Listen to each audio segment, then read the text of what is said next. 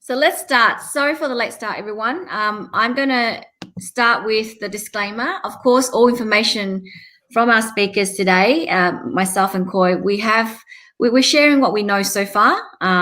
But as news and law still come in, there might be some changes after this. But the best way is to come and have a chat to us and then we can tailor the grants program for you.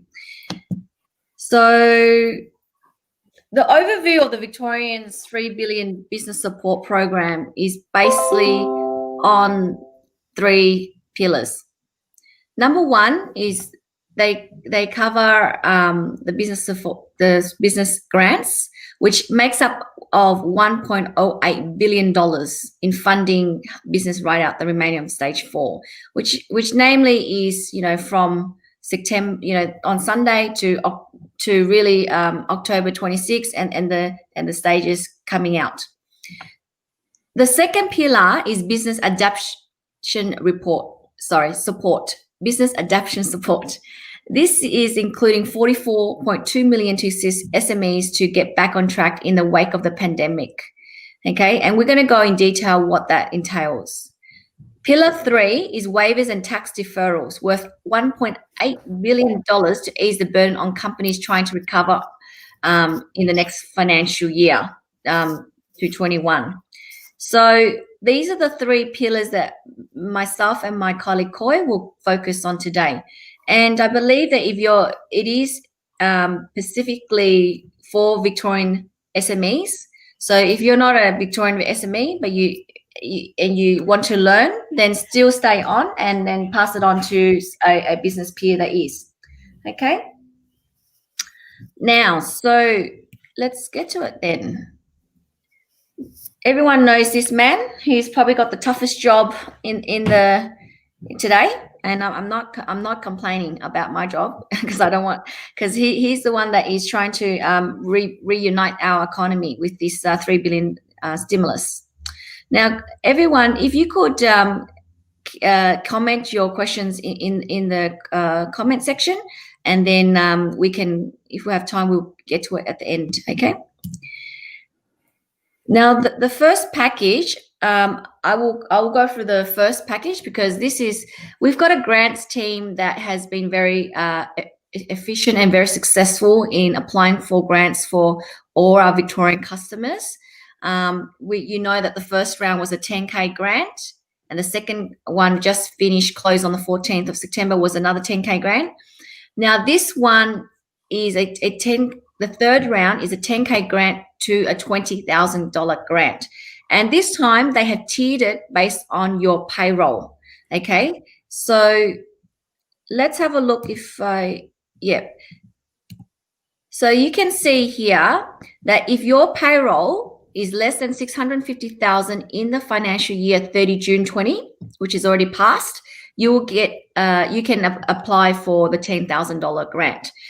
And then if your payroll is between $650,000 to $3 million, then you can apply for the $15,000 grant, and then so forth. $3 million to $10 million, it will be the $20,000 grant.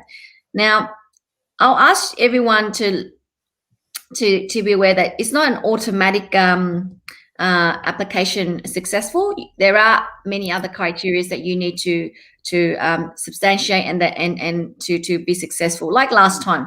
But it will open. The good news is the grant application will open tomorrow on Friday, and therefore we will be sending out invitations to our clients on which tier you would be eligible for. So keep an eye out this afternoon if you're already our client. If you are not our client yet and you want to have our grants team assess your business, then please get in touch at the end of our session. Okay, I'll get Koi to cover the next one. Okay, before that, there was a late announcement for sole traders, because sole traders generally do not employ staff, and but one of the criteria is as long as you are a participant of JobKeeper program and employed and registered with WorkSafe and registered for GST. There were the main criteria. But for sole traders, they not necessarily will pass this one where employed people. So the government has announced that there will be grants of up to 3,000 to 30,000 for eligible sole traders. Now, the main criteria is that you will have to have a commercial tenancy location. So if you're a sole trader, you have to actually have a commercial premises. There are more details coming out.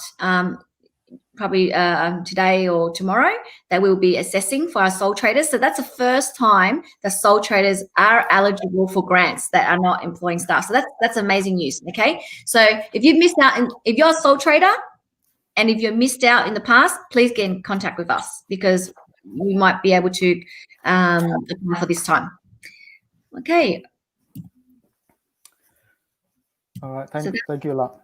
Yep. So this is about hospitality and yeah, so this is I'll get Corey to cover the adaptation support grant now.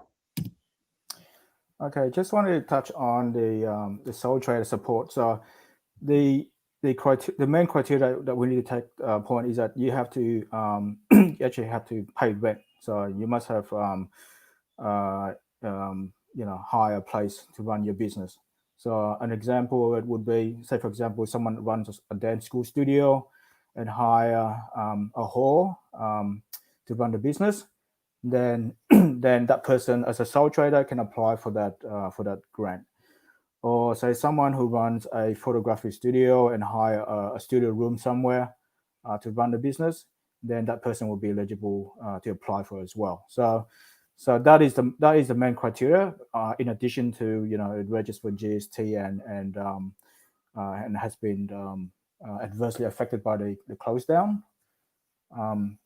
Okay, so let's move on to and just before we moved on, Dan Andrew, whether you like him or not, I suppose he's been advocating for Business Victoria, and I think that all our audience who are here today, would have received some sort of government stimulus in the last 6 months, whether it's JobKeeper or the Business Support Fund 1 and 2, and hopefully the Business Support Fund version this stage 3 will take us out of the current pandemic. So finally, hopefully, light at the end of the tunnel, and hopefully this will be the last support that we get, and hopefully we'll get back to some normality.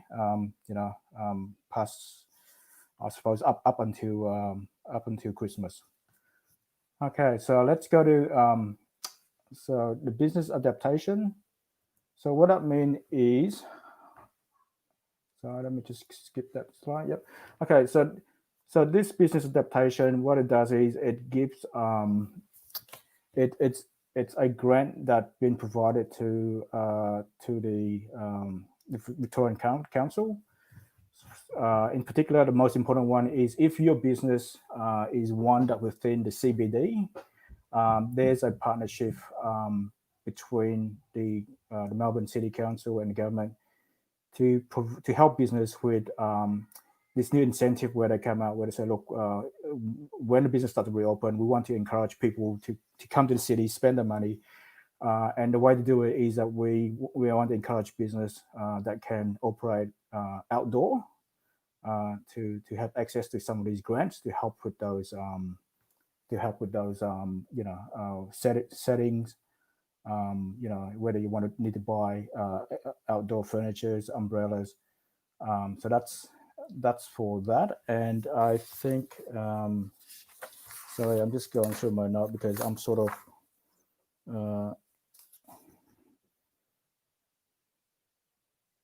so you can access up to 5,000 in grant in terms of the spending on outdoor equipment. And the council also has $30 million where they can spend on COVID-safe events and cultural activities. Given that summer is coming, Christmas is coming, so there's incentive for the government to do that, to attract more people into the CBD. And also, as part of that, $4 million towards the improvements of the CBD landscape. I mean, that's probably means less car, more car off the road, so that people can walk along, I don't know, Swanson Street and other areas, and hopefully we'll enjoy the festivities coming up.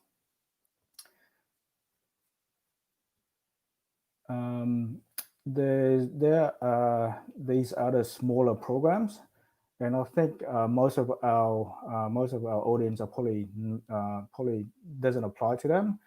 So we're not going to spend much time on that. So $20 million on a voucher program to assist sole trader, building the digital capability through the shelf digital programs such as Shopify and Square online. So I think it just means that I suppose business that who are used to handling cash business and things like that. I mean, nowadays a lot of businesses are starting their online business. It's something that we're thinking about. So it's probably an encouragement for those businesses to think outside the box, and maybe let's join the rest of the world and let's do some online business. There's $15.7 million on Victorian exporters to help addressing logistic problems. So given the pandemic, a lot of things sort of stall. So I think it's just a boost to help things get back to some normality. And $8.5 million to market and expand the Click for Vic campaign to promote producer and encourage more Victorians to support local business. I actually spoken to someone last 24 hours, and one of the council that their business is located in actually sent out a notification to say, look, you can apply for it, and I think the thinking behind that is if small business within the local area can help each other by buying products of each other, then I think these are the grants that sort of towards those sort of business. The next one is quite a substantial 1.8 billion in tax and cash flow support. In terms of a large chunk is to defer payroll tax for business up to $10 million for this current financial year. So if you notice, if you're a business that has been paying payroll tax for many years, you notice that your 2019-20 you didn't have to pay any payroll tax, and that's going to apply again this current financial year. And what that means is that it encourages business to retain staff, hire staff, so that once the business reopens, then we're back to trading busy again. And also there's also the sort of bring forward the 50% stamp duty discount for commercial industrial property for regional Victoria. So I'm not sure what that means. Whether it must mean if you business are planning to buy commercial or properties in regional Victoria might get a 50% stamp duty discount. If anyone would like to find out more, then we can actually do some research and get back to you. Defer plan increase in landfill for the next 6 months. Congestion levy 25% waive. So yeah, also of another important is the liquor license fee waivers for 2021. So those who are in the hospitality business, cafe, pubs, restaurant, then that's another good incentive as well. So on top of your payroll tax, your license fee waivers, and hopefully some other permits and I think there's also a grant for different councils to work with the business stakeholders to pass on some of those in terms of waiver of permits, and liquor license is an important one. Okay. Next slide, please. I think that's it. That's all right. Summary. And this is just so for those who are on watching live with us, I can see that some are relevant for those who maybe are looking at the bakery and you want to have some outdoor setting of the equipment, or if you're in Melbourne CBD and you want to expand in the cultural aspect. So apart from the basic grants of the the 10 to 20K, there could be other tools and equipment that we can look for you, but they will be harder to get, is what I'm saying. There will be tailored questionnaires and documentation that we need to collate and obviously to support your application. But that's what we're here. That's why we're here. And if you have any questions, you can either come and email either to myself or Koi privately, or if you're not a client yet, please and send us an email and we will get back to you on assessment of your business.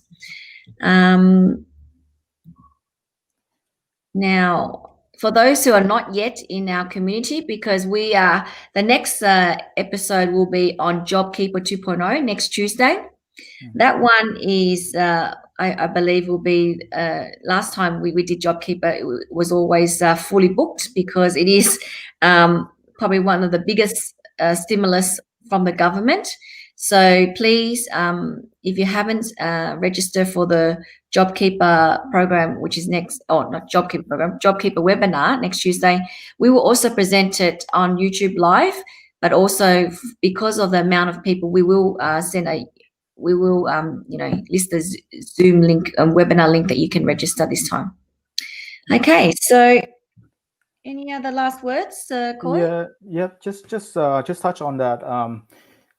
Given that this business grant is open for tomorrow, we can start apply for tomorrow, and then Lan will be we'll be running a JobKeeper webinar next week, and we're already mid September, and these things will start towards the end of September, early October.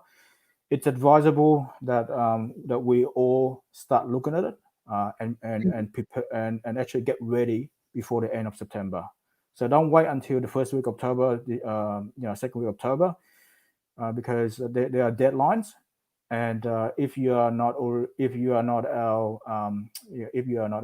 clients, you need to speak to your account advisor to make sure that they are on top of all this. So it is quite important. There's only less than 2 weeks left to prepare. So most of our clients, we ensure that they were prepared back in March. So the past 6 months, I think a lot of our clients survived this pandemic, and we hope to we want to ensure that they moving forward they will be looked after as well. Okay. Well, thank you everyone for joining us, and thank you, Koi, for a coverage of today. Koi will be joining me next Tuesday on JobKeeper 2.0 and what you need to know on the new requirements. Please tune in for that, because it will be as I said, a more action-packed show. But if you have queries about the next show beforehand, please email to us beforehand so we can cover it in the show as well. But if you're listening right now, please give us a thumbs up, and if you haven't subscribed to our channel, please subscribe so that you get notified for future webinars, and let us know if any topics that you'd like us to cover. But yeah, we love your feedback and your comments. It gives us motivation to continue to bring the latest education for our clients and our viewers. Thank you again, and I'll see you next time. Thank you.